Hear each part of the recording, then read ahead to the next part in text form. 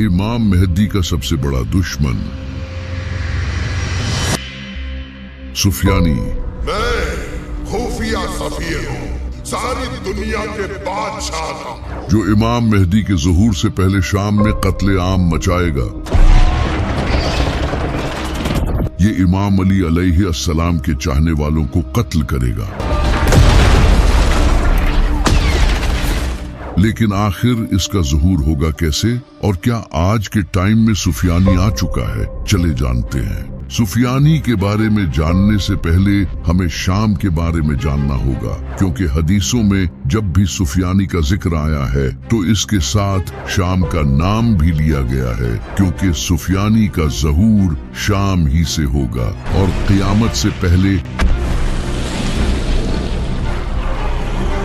शाम की इम्पोर्टेंस बहुत ज्यादा होने वाली है। नबी सल्लल्लाहु अलैहि वआलिहि वसल्लम ने फरमाया था, शाम में बरकत है क्योंकि इस पर फरिश्तों ने अपने पर फैलाए हुए हैं। इसके अलावा नबी सल्लल्लाहु अलैहि वआलिहि वसल्लम ने ये भी फरमाया था, मेरी उम्मत का एक गिरोह हमेशा हक के लिए लड़ता रहेगा और अपने दुश्मनों पर गालिब रहेगा, और वो गिरोह शाम ही से होगा।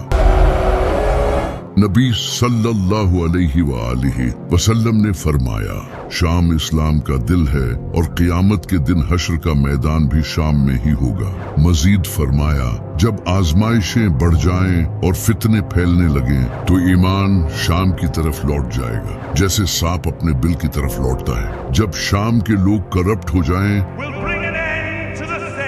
तो समझ लो कि तुम में कोई भला इंसान बाकी नहीं रहा। ये तमाम हदीसें नबी सल्लल्लाहु अलैहि वालिहि वसल्लम ने शाम के बारे में फरमाई। लेकिन आखिर शाम इतना इम्पोर्टेंट क्यों है, ये जानने के लिए हमें थोड़ा पीछे जाना होगा। जब शाम में आज का फिलिस्तीन, सीरिया, जॉर्डन और लेबनान जैसे रीजन्स शामिल थे और इस पूरे इलाके को शाम कहा जाता था। हजरत इब्राहिम अलैहिस्सलाम जब इराक छोड़कर शाम आए तो वहीं रहने लगे, जिसका जिक्र कुरान में भी है। हमने उसे और लूत को इस सरजमीन तक पहुंचा दिया जिसे हमने तमाम कौमों के लिए बरकत दी है। इनके बाद अल्लाह ने हजरत मूसा अलैहिस्सलाम को भी हुक्म दिया कि वो बनी इसराइल को साथ लेकर शाम जाएं। हजरत मूसा अलैहिस्सलाम के बाद हजरत ईसा अलैहिस्सलाम भी फिलिस्तीन में ही पैदा हुए, जो कि उस वक्त शाम का हिस्सा था। इसी वजह से शाम को नबियों की सरजमीन कहा जाता था। लेकिन फिर शाम रोमन एम्पायर के अंडर आ गया और पूरे शाम पर रोमन्स की हुकूमत कायम हो गई। मगर नबी सल्लल्लाहु अलैहि वालिहि वसल्लम ने फरमाया था, शाम मेरे कदमों के नीचे होगा, और फिर ऐसा हुआ भी। नबी सल्लल्लाहु अलैहि वालिहि वसल्लम की वफात के बाद मुसलमानों ने रोमन एम्पायर के खिलाफ जंग लड़ी, जिसका नाम था जंगे यरमूक। इस जंग में हजरत खालिद बिन वलीद मुसलमानों को लीड कर रहे थे और इनकी बेहतरीन स्ट्रेटजी के चलते मुसलमानों को फतह हुई और शाम मुसलमानों के अंडर आ गया। इसके बाद शाम पर हजरत उमर रज़ी अल्लाह तआला अन्हु की खिलाफत कायम हुई और शाम पूरी मुस्लिम दुनिया का एक सेंटर बनने लगा।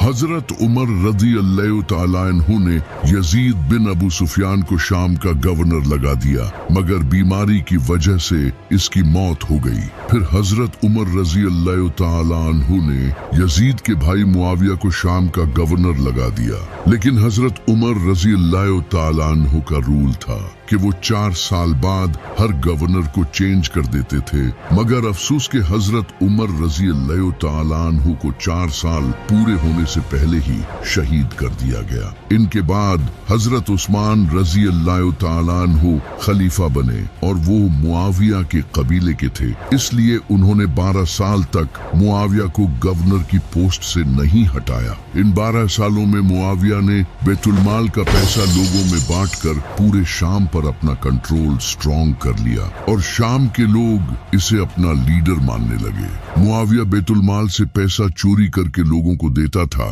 और लोग इससे खुश रहते थे। फिर जब हजरत उस्मान रज़ी अल्लाह तआला अन्हु को शहीद कर दिया गया तो इमाम अली अलैहिस्सलाम खलीफा बने और उन्होंने मुआविया के खिलाफ जंग की, मगर मुआविया ने धोखे से सुलह कर ली और बाद में इमाम हसन अलैहिस्सलाम के साथ भी एक एग्रीमेंट किया, क्योंकि इसने पैसे देकर कई गवर्नर्स को खरीद लिया था। फिर इमाम हसन अलैहिस्सलाम को जहर देकर शहीद कर दिया गया और इसके बाद पूरी हुकूमत मुआविया के कब्जे में आ गई। इसने सारे गवर्नमेंट रिकॉर्ड्स और खजाने दमास्कस शिफ्ट कर दिए। इसने बहुत करप्शन की और इमाम अली अलैहिस्सलाम से दुश्मनी की वजह से इनके चाहने वालों को कत्ल करना शुरू कर दिया।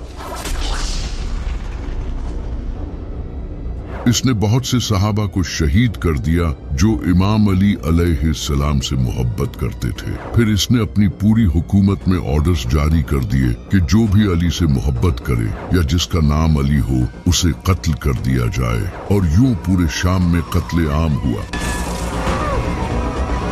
इसीलिए नबी सल्लल्लाहु अलैहि वसल्लम ने मुआविया की हुकूमत को काट खाने वाली बादशाहत कहा था। फिर मुआविया के बेटे यजीद ने अपने बाप की मौत के बाद इमाम हुसैन और इनके खानदान पर जुल्म किया, मक्का और मदीना के मुसलमानों को कत्ल किया और इनकी औरतों का रेप हुआ। जब इमाम हुसैन अलैहिस्सलाम का कटा हुआ सर शाम के दरबार में लाया गया तो पूरे शाम में खुशियां मनाई गई।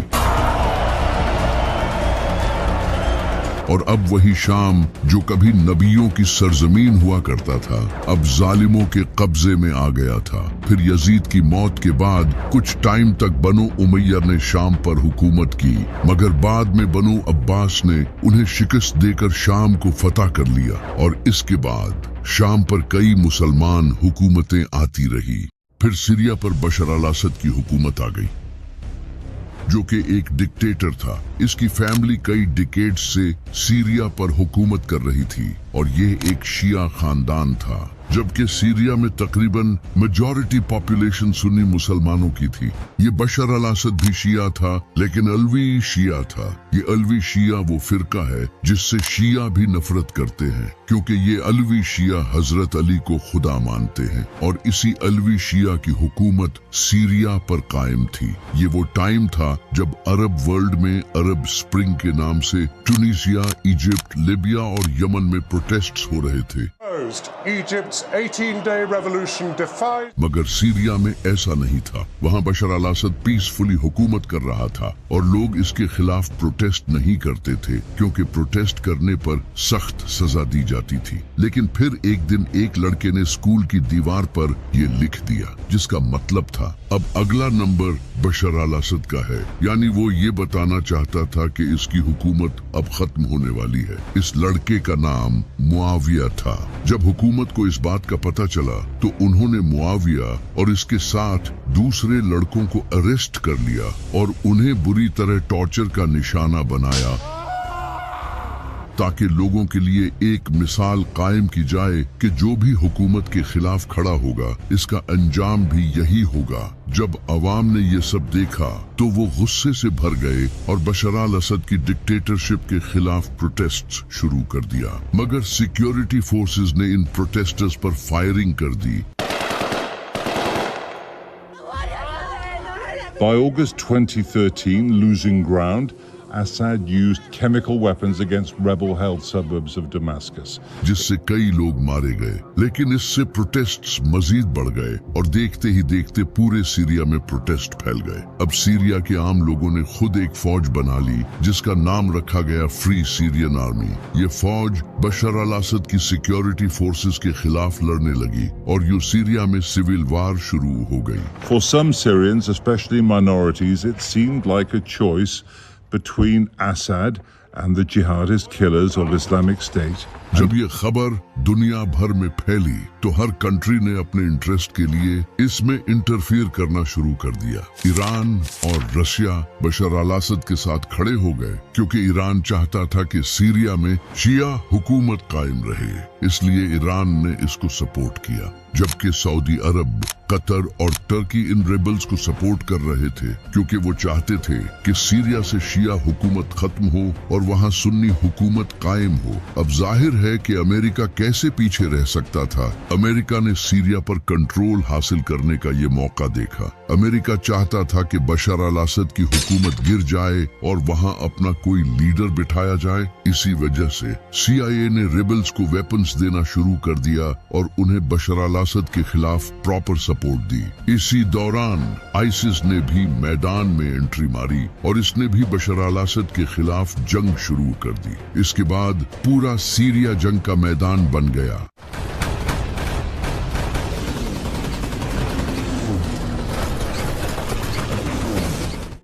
लाखों लोग मारे गए, गुर्बत और भूख फैल गई और पूरा कंट्री तबाह हो गया। अमेरिका और इजराइल ने सीरिया पर एयर स्ट्राइक्स की और सीरिया की इकोनॉमी तबाह कर दी। लेकिन आखिरकार रिबल्स ने सीरिया पर कब्जा कर लिया और बशर अल असद रसिया भाग गया। इसके बाद अबू मोहम्मद अल जुलानी सीरिया का अगला प्रेसिडेंट बन गया, जिसे अमेरिका ने प्रेसिडेंट बनाया था। ये वही शख्स था जिसके सर पर अमेरिका ने इनाम रखा हुआ था क्योंकि वो अल-कायदा का मेंबर रह चुका था। लेकिन ये सीरिया का प्रेसिडेंट कैसे बन गया? ऑब्वियसली क्योंकि जोलानी अमेरिका का पपेट बनकर हुकूमत करेगा, और ऐसा ही हुआ। आज तक जोलानी अमेरिका और इजराइल का पपेट है और इसी जोलानी के बारे में कई मुसलमान दावा करते हैं कि यही सुफियानी है। मगर क्या ये सच है? इसके लिए हमें हदीसों की किताबें खोलनी पड़ेंगी। इमाम जाफर सादिक अलैहिस्सलाम ने फरमाया था सुफियानी की शक्ल और करतूत अपने बाप और दादा की तरह होगी, यानी जिस तरह मुआविया और यजीद ने अहले बैत के चाहने वालों का कत्ले आम किया था। इन्हीं बाप बेटे की नस्ल से एक इंसान निकलेगा जो अपने बाप दादा की तरह ये जुल्म करेगा, जो कि सुफियानी होगा, और वो भी अहले बैत के चाहने वालों को कत्ल करेगा। इसका चेहरा लाल और जानवर जैसा होगा, इस पर एक निशान होगा, इसकी नीली आंखें होंगी, जबकि उसका दिल लोहे की तरह सख्त होगा और वो बच्चों और औरतों तक को नहीं छोड़ेगा। वो इस उम्मत का फिरौन होगा जो कि मोमिन के लिए एक आजमाइश होगा। सुफियानी का जुल्म उससे पहले के सारे जालिमों से बड़ा होगा। उसका दिल अहले बैत की नफरत से भरा होगा। वो हर उस इंसान को मार देगा जो अहले बैत के रास्ते पर चलेगा। वो शियों के सिर की कीमत लगाएगा। वो दिखने में एक इबादत गुजार इंसान होगा, लेकिन अंदर से मुनाफिक होगा, और वो शाम के एक महल में ओपनली लोगों के सामने एक औरत के साथ जमा करेगा। इमाम अली अलैहिस्सलाम ने फरमाया सुफियानी के दिल में हमारे चाहने वालों से नफरत भरी होगी। इसकी हुकूमत खून और आग की होगी। अब इन सब में से एक भी हदीस जोलानी पर अभी तक तो फिट नहीं होती, सिवाय एक के वो वेस्टर्न पावर्स का पपेट है। कुछ स्कॉलर्स का ये भी कहना है कि सुफियानी एक सिस्टम होगा। जैसा कि सुफियानी अहले बैत के चाहने वालों से नफरत करेगा और इन्हें कत्ल करेगा, तो यही वो सिस्टम होगा। अगर देखा जाए तो ये सिस्टम आज भी एग्जिस्ट करता है। 1980 में कुछ मिलिटेंट ऑर्गेनाइजेशंस जो कि एंटी शिया आइडियोलॉजीज रखती थी, जैसे कि सिप्पा साहबा, इस ऑर्गेनाइजेशन ने हजारों शिया को कत्ल किया। पाकिस्तान के डिफरेंट शहरों में शियाओं पर अटैक्स किए, बॉम्ब्स ब्लास्ट्स किए गए। यहाँ तक कि शिया डॉक्टर्स और प्रोफेशनल्स तक को नहीं छोड़ा। ये सब तकरीबन 20 सालों तक चलता रहा और हजारों शिया कत्ल किए गए। यही वो सुफियानी सिस्टम है। आज भी पूरी दुनिया में अहले बैत के चाहने वालों को काफिर कहा जाता है और उन्हें डिफरेंटली ट्रीट किया जाता है, और ये सब तेजी से बढ़ रहा है। तो ये जो जोलानी है, ये तो सुफियानी बिल्कुल नहीं है। इमाम अली अलैहिस्सलाम ने फरमाया सुफियानी के इस दुनिया में आने से पहले शाम में 2 गिरोह आपस में लड़ेंगे, लेकिन ये लड़ाई यूं ही चलती रहेगी जब तक अल्लाह की तरफ से एक जलजला ना आ जाए जिसमें लाखों लोग मारे जाएंगे। ये अर्थक्वेक मोमिनों के लिए अल्लाह की तरफ से रहमत होगा और काफिरों के लिए अजाब होगा। यानी आज के शाम के इलाके जैसे सीरिया, लबनान, जॉर्डन और फिलिस्तीन में दो गिरोह एक दूसरे से हुकूमत के लिए लड़ेंगे, जैसी आज इन कंट्रीज की हालत है।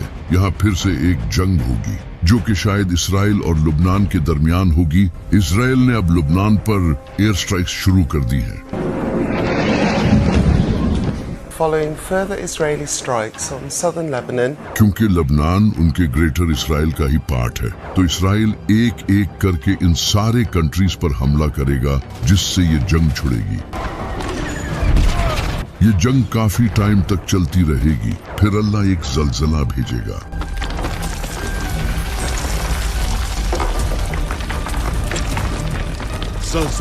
जिससे काफिर मर जाएंगे और उससे मोमिनों की मदद होगी। आप ये जानकर हैरान हो जाएंगे कि कई सिस्मोलॉजिस्ट्स ने ऑलरेडी वार्न कर दिया है कि इस रीजन में एक बड़ा अर्थक्वेक आ सकता है, क्योंकि डमास्कस, अलेपो और होम्स जैसे रीजन्स जमीन की डेड सी ट्रांसफॉर्म फॉल्ट पर लाई करते हैं, जो कि जमीन की मोस्ट एक्टिव टेक्टोनिक प्लेट्स हैं, जिससे फ्यूचर में एक बड़ा अर्थक्वेक आ सकता है। पहले भी डमास्कस में एक बड़ा अर्थक्वेक आया था, जिससे काफी तबाही हुई थी। ये अर्थक्वेक भी इसी जैसा होगा। इसी अर्थक्वेक से अल्लाह मोमिनों की उस जंग में मदद करेगा। इमाम अली अलैहिस्सलाम ने फरमाया, इस अर्थक्वेक के बाद तुम लोग ग्रे कलर के घोड़ों पर सवार लोगों को देखोगे, जिनके पास पीले झंडे होंगे। ये मगरिब से आएंगे और सीधा शाम में जाकर रुक जाएंगे, जिसके बाद कत्ले आम होगा।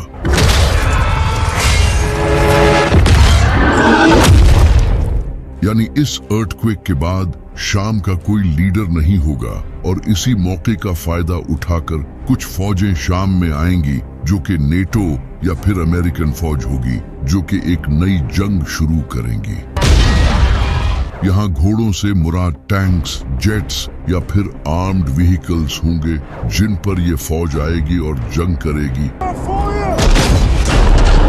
क्योंकि जेट्स ऑलमोस्ट सारे ही ग्रे कलर के होते हैं। फिर डमास्कस का एक गांव कोलैप्स हो जाएगा, जिसका नाम हरास्ता होगा,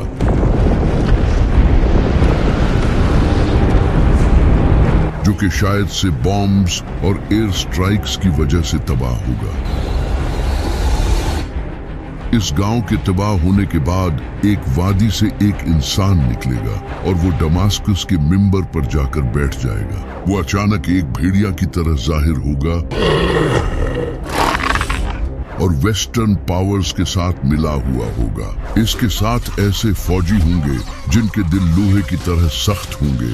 वही सुफियानी होगा और फिर वो जुल्म करना शुरू करेगा। वो अपनी फौज को पूरे सीरिया में फैला देगा। इसकी आर्मी इराक में भी जाएगी और बगदाद और कोफा को कैप्चर कर लेगी।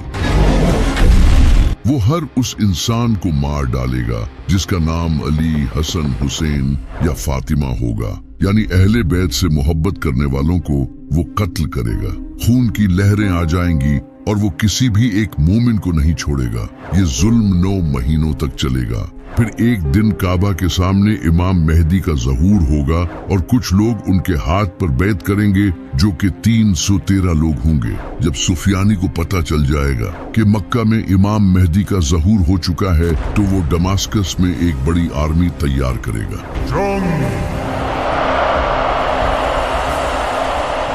और उसे इमाम मेहदी के खिलाफ सीधा मक्का की तरफ भेजेगा। ये आर्मी दमास्कस से मार्च करती हुई मक्का की तरफ बढ़ रही होगी। पूरी दुनिया अपनी आंखों से देखेगी कि एक इंसान को मारने के लिए इतनी बड़ी फौज जा रही है। लेकिन तभी अल्लाह की तरफ से एक मुजज़ा होगा। जैसे ही वो आर्मी रेगिस्तान में बैदा नामी जगह पर पहुंचेगी, इसी वक्त वो जमीन में धंस जाएगी। सारे फौजी मिट्टी की इस दलदल में धंस जाएंगे। इनमें से कोई भी नहीं बच पाएगा सिवाय एक इंसान के, जो कि वापस जाकर सुफियानी को खबर देगा। ये मंजर दुनिया अपनी आंखों से देखेगी और फिर खुरासान से एक इंसान खड़ा होगा जिसका नाम शुएब इब्ने सालेह होगा, जो कि बनो तमीम कबीले से होगा। वो मुसलमानों की एक आर्मी जमा करेगा जो कि काले झंडों के साथ खुरासान से इमाम मेहदी को सपोर्ट करने जाएगी। ये रास्ते में आने वाली सुफियानी फौज को हराती हुई ईरान और इराक से गुजरकर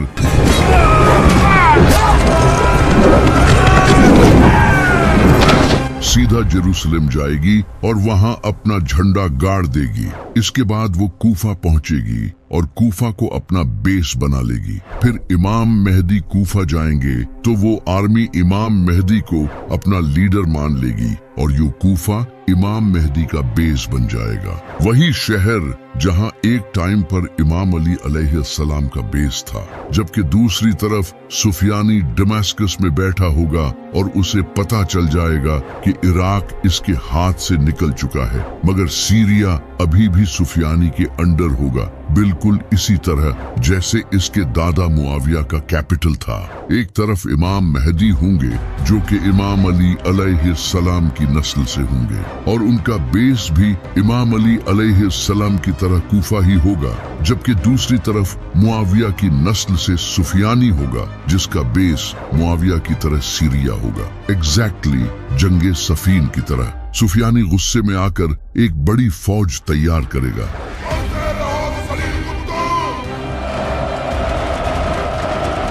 दूसरी तरफ इमाम मेहदी भी अपनी फौज तैयार करेंगे।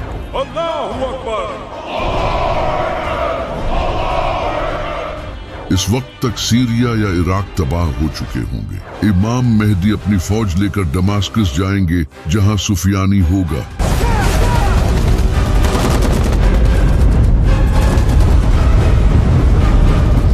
और फिर यही दोनों फौजें आमने सामने होंगी और एक बड़ी जंग होगी। लाखों लोगों की मौत होगी और हर तरफ तबाही होगी। लेकिन इमाम मेहदी ये जंग जीत जाएंगे और सुफियानी की आर्मी खत्म हो जाएगी। सुफियानी ये देखकर वापस दमास्कस भागेगा, मगर इमाम मेहदी की फौज उसे पकड़ लेगी और इमाम मेहदी के सामने लाएगी। फिर इमाम मेहदी उसे खत्म कर देंगे और दुनिया पर हुकूमत करेंगे।